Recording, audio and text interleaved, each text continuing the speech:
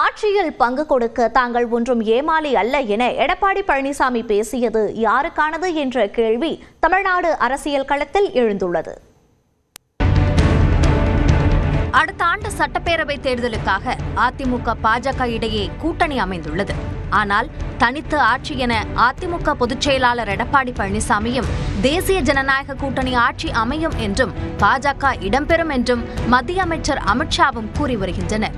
அமித்ஷா கூறுவதே இறுதியான கருத்து என தமிழக பாஜக தலைவர்களும் கருத்து தெரிவித்து வருகின்றனர். இவ்வாறு அமித்ஷா உள்ளிட்டோர் பொடி வைத்து பேசுவதும் அது தொடர்பாக கேள்வி எழுப்பப்படுவதும் அவற்றுக்கு இபிஎஸ் பதிலளிப்பதும் தொடர்ந்தபடி இருந்தது. இந்த நிலையில் திருத்துறைப்பூண்டியில் நடைபெற்ற தேர்தல் பரப்புரை கூட்டத்தில் எடப்பாடி பழனிசாமி அளித்துள்ள பதில் அரசியல் களத்தில் மறுபடியும் சூட்டை கிளப்பியுள்ளது. அதிமுக பாரதிய ஜனதா கூட்டணியில ஆட்சியில பங்கு கொடுப்பாங்க. திரு ஸ்டாலின் அவர்களே, நாங்க ஒன்னும் ஏமாளி அல்ல. அதிமுக பெரும்பான்மை இடங்களிலே வெற்றி பெற்று தனி பெரும் ஆட்சி அமைக்கும். எங்களுக்கு கூட்டணி வேண்டாம் வேண்டாம், எதை பத்தியும் கவலைப்படல. இபிஎஸ் இப்படி பேசியதற்கு எதிர்வினையாற்றியுள்ளார் தமிழக பாஜக தலைவர் நயினார் நாகேந்திரன். அவர் சொன்னது அந்த நோக்கம் அல்ல. நீங்கள் ப்ரெஸ்ஸில் எது கேட்பீங்கன்னு நல்லா தெரியும். அதனா திமுக காரங்க அவங்கள தூண்டி எப்படி கேட்குறாங்க அப்படின்னா, நீங்கள் அடகு வச்சுட்டு போயிடுவீங்க, பாரதிய ஜனதா கபலீகரம் பண்ணிடும் அப்படின்னு சொல்லி அந்த பேசுனதுக்கு அவருடைய பதிலை தெரிவித்திருக்காரே தவிர இதில் உள்ளர்த்தமோ உள்நோக்கமோ எதுவும் இல்லை.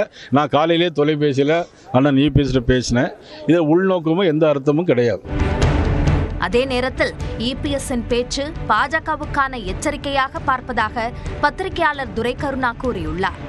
கூட்டணி ஆட்சி, கூட்டணியில் மற்றவர்களை சேர்ப்பதற்கு நாங்கள் ஒன்றும் ஏமாளி அல்ல அப்படின்னு சொன்னதோட கூட்டணியை பற்றி எங்களுக்கு கவலையே இல்லை, யாரோட கூட்டணிங்கிறதெல்லாம் என்பது பாரதிய ஜனதா கட்சிக்கு விடுத்திருக்கிற இறுதி எச்சரிக்கையாக தான் நம்ம இது பொதுவெளிகளில் மக்கள் பார்ப்பாங்க.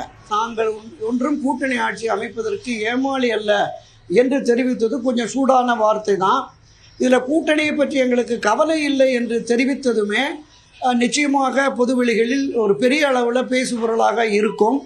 தங்களது நிபந்தனை இதுதான் என பாஜகவுக்கு தெரிவித்த செய்தியாகவே இபிஎஸ்ஸின் பேச்சை பார்ப்பதாக அரசியல் விமர்சகர் ரவீந்திரன் துரைசாமி தெரிவித்தார்.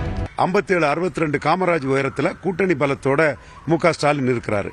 அதனால அவரை தோற்கடிக்கணும்னா பெரும்பாலான கட்சிகளை தன் வசம் கொண்டு மற்ற அனைத்து கட்சிகளையுமே தன் தலைமையின் கீழே கொண்டு வந்து தான் ஒரு அரித்மெட்டிக் ஸ்ட்ரெங்த்தை கூட்டணிக்கு உயர்த்தி தான் அதை தோற்கடிக்க முடியுங்கிறத எடப்பாடி பழனிசாமி உணர்ந்திருக்கிறாரு.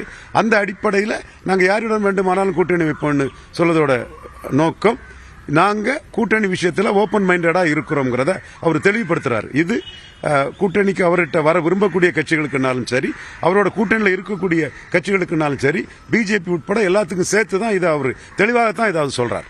பாஜகவுக்கு என்ன மெசேஜ் சொல்றாருன்னா, நீங்க எங்க டேர்ம்ஸுக்கு சேரலாம் சேருங்க, அல்லது நீங்க உங்க வழியை பார்த்துக்கலாங்கிற மெசேஜை தான் அவர் இந்த இடத்துக்குள்ள தெளிவாக சொல்றார். எடப்பாடி பழனிசாமி திமுகவை குறிப்பிட்டே பேசியிருந்தாலும் அவரது பேச்சு மறைமுகமாக பாஜகவுக்கு விடுக்கும் எச்சரிக்கையாக அரசியல் பார்வையாளர்கள் கருதுகின்றனர்.